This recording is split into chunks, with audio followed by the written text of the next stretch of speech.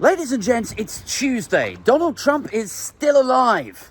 At least for now. Paula Roberts is the English psychic who is on set to give us a reading right now. I would like, Paula, for you to give me a reading on President Trump. Just the one card? One card. One card. Let's do just one card. We like that one.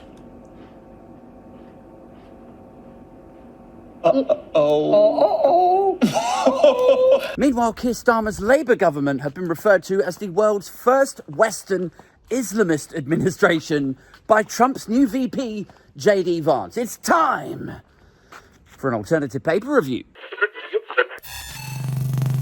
But first up to the Daily Mail this morning, who go with a front page headline of "Now Doctors are told to lecture us on climate change." Indeed, this is a story that your general practitioners, your GP out there in the surgery, they have received guidance to pre-warn, to advise their patients on the incoming risks and dangers of global warming. That's right, guys. The Royal College of Physicians have published advice to GPs telling them to advise patients to try to work from home and cut their emissions, but also to look out for signs of eco-distress, guys. Which, you know, if you're a doctor, you've taken the Hippocratic Oath, it's probably the right thing to do, to be aware of, to look out for signs of stress and anxiety. You know, we're potentially talking about the end of the world.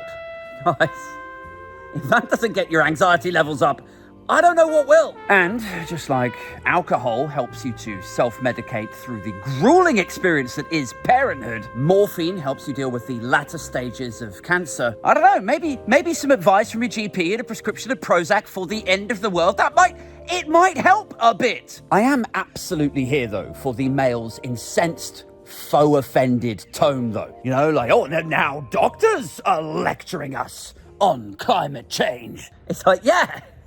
Yes, they are, because they're very, very qualified, and this is a conversation about physical and mental health. I mean, what exactly are the Mail suggesting here? That they know better than qualified doctors? I mean, not content with pretending that they know better than, what, the world's trade experts, the IMF, the OBR, professional footballers and their captains, and the world's climate science statisticians. Now they're like, no, we also know medicine now.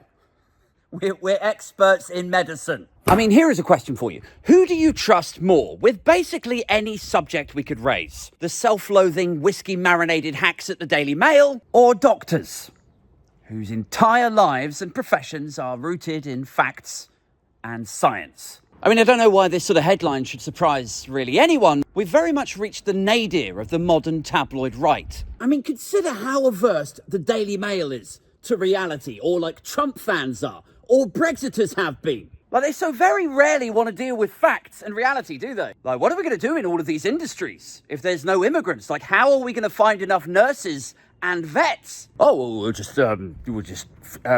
find some more from somewhere. What are you going to do with the pound tanks? Oh, absolute balderdash, poppycock. That will never happen. How are you going to send a virus packing in 12 weeks? I've had enough of this. It's doomster and gloomster, naysaying, Project Fear, etc., etc. I mean, should it really surprise or shock anyone that when people with brains walk into a doctor's surgery and they're like, I've actually got a lot of anxiety about the state of the world and the future for my children, then the Daily Mail are like, oh, don't acknowledge reality. Just tell them it's not real.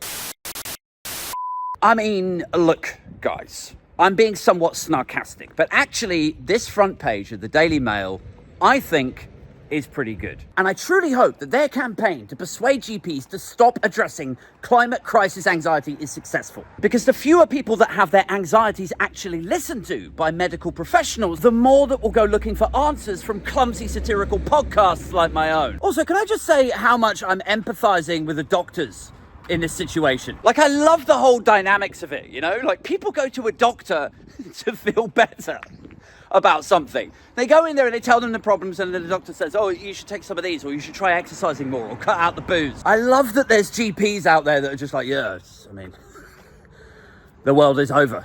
Do you want some uppers? You know, it's not dissimilar to doing the sort of comedic output that I do. You know, you would expect comedy to be a thing that cheers you up. But no, the output that I put out, I always feel like it brings you down.